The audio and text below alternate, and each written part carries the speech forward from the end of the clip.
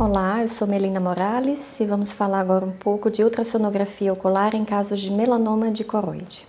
O melanoma dicoroide é o tumor intraocular primário maligno mais comum em adultos e é uma das principais indicações de ultrassonografia no caso de tumores, pois a oftalmoscopia associada à ultrassonografia nos dá uma acurácia diagnóstica de quase 99%. 80% dos melanomas acontecem na coroide, então 80% a gente consegue avaliar muito bem com a ultrassonografia, 15% corpo ciliar e 5% íris. Nesses casos, o exame mais indicado é a ultrassonografia biomicroscópica, a UBM. A primeira característica a ser avaliada no exame de um tumor suspeito de melanoma é se realmente é uma lesão sólida ou não. E isso a gente faz com exame dinâmico, pedindo para o paciente olhar para um lado e para o outro e ver se a lesão move ou não. Se a lesão oscila, pode se tratar de uma coleção hemorrágica, mas se a lesão permanece com a mesma forma durante a movimentação, pode ser uma lesão sólida. Características acústicas típicas de um melanoma dicoroide, nenhuma é patognomônica, mas típicas. Primeiro, claro, consistência sólida. Segundo, a forma de cogumelo sempre nos faz pensar na possibilidade de um melanoma dicoroide.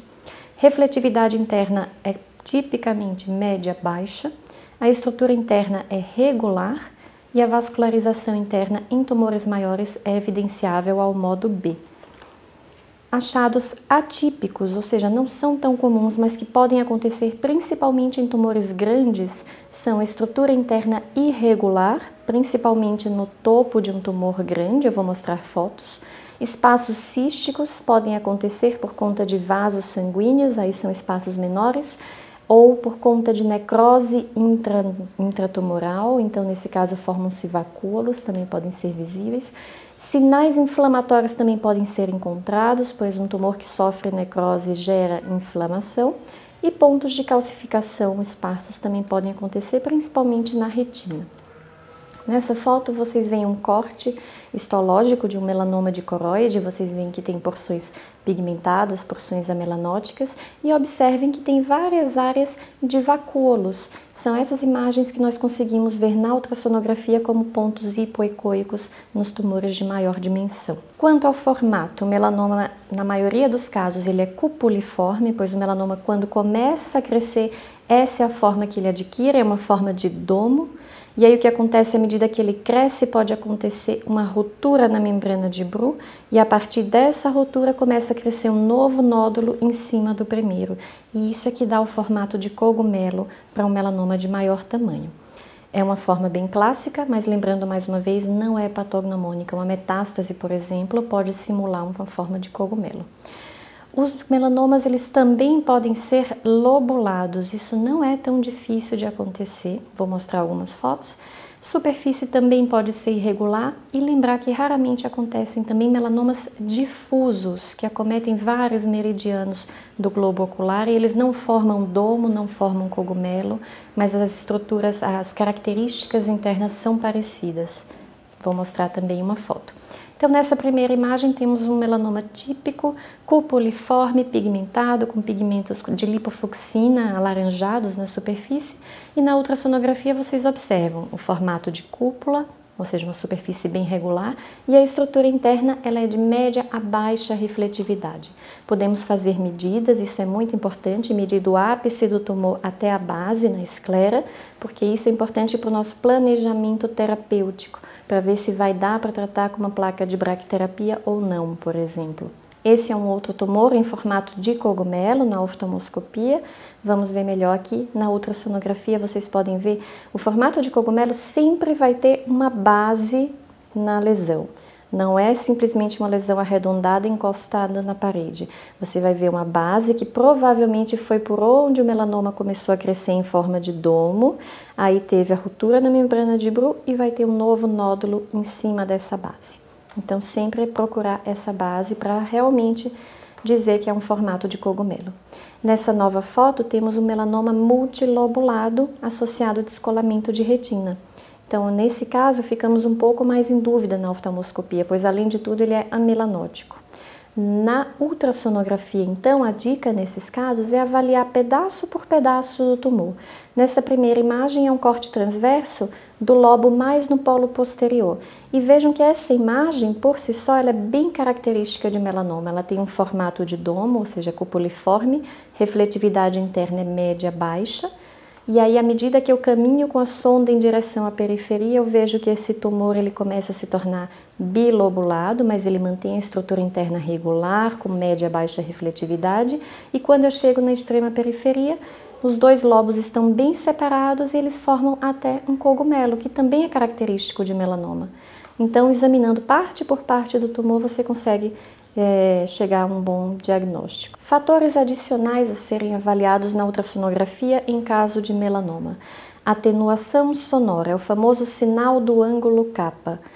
Pela estrutura interna do tumor ser bastante regular, os picos sonoros eles vão decaindo à medida que as ondas acústicas atravessam o tumor. Então, são picos decrescentes que formam o sinal do ângulo kappa. Não é patognomônico, mas sugere melanoma. Quando o tumor é muito grande, a base dele pode ficar mais escura, mais hipoecoica. Nós chamamos isso de zona de silêncio acústico, também é característica de melanoma.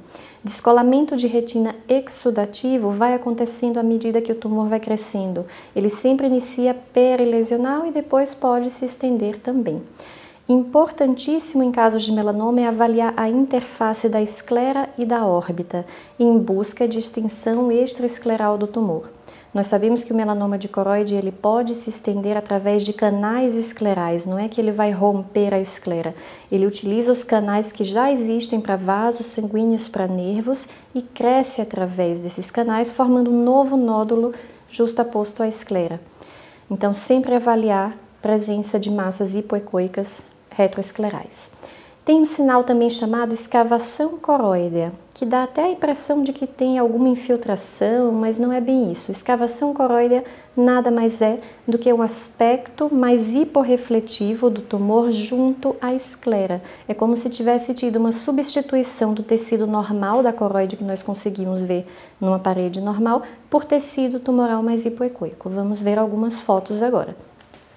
Nessa primeira imagem, nós temos um tumor cupuliforme com média baixa refletividade, como vocês podem ver, e olhem os picos decrescentes. Ele começa de média alta refletividade, ali onde tem a retina, e vai decaindo à medida que as ondas acústicas vão passando pelo tumor.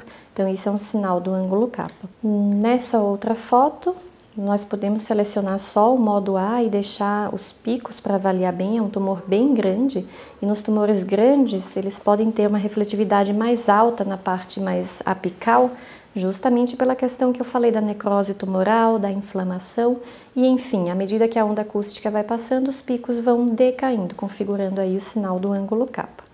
Essa é uma outra lesão, podemos ver que a retina está aderida apenas no ápice da lesão e tem um descolamento de retina exudativo associado. A estrutura interna da lesão é bem regular, média baixa refletividade, e temos aí as medidas que também são importantes toda vez que for feita uma ultrassonografia em um tumor suspeito de melanoma. Nessa foto, dá para ver melhor aquela questão da escavação coroidea. Vejam que o tumor ele é mais hiporrefletivo do que a parede adjacente normal. Dá a impressão que esse tecido hiporrefletivo está em direto contato com a esclera e isso é o que chamamos de escavação coroidea, é um sinal sugestivo de melanoma de coroide. Aqui já é um tumor bem grande, em forma de cogumelo, onde vocês veem que o topo da lesão tem uma alta refletividade, isso pode acontecer nos tumores grandes, e a base da lesão ela já é mais hipoecoica, é a zona de silêncio acústico. Além disso, sempre importante fazer as medidas, pois a medida também vai ajudar a gente a planejar o tratamento desse paciente. É mais raro, mas o melanoma também pode ser difuso, como por exemplo nessa foto, vocês veem que não é forma de cogumelo, não é forma de domo, é um espessamento alto de parede, mas observem as características internas da lesão. A estrutura interna é regular, é bem homogênea, a refletividade é média-baixa. Então, se na oftalmoscopia você vê uma lesão pigmentada e com uma ultrassonografia dessa, fala a favor sim de melanoma de coroide. Se você tem a oportunidade de acompanhar e repetir esse exame por algum motivo, depois de um tempo, por vezes essa imagem mais difusa ela pode começar a formar algumas outras características mais típicas de melanoma, como vocês veem aí, ela começou a formar 2 domos, ou seja, cupuliforme, então isso corrobora ainda mais o seu diagnóstico de melanoma. Lembrar sempre de avaliar a interface esclera-órbita, então na primeira foto tem uma imagem hipoecoica ali logo após a esclera. Tem que sempre tomar cuidado de checar muito bem se aquilo não é um músculo extraocular na sua inserção, pois pode simular uma extensão. Ali à direita temos nódulos hipoecoicos de extensão extraescleral.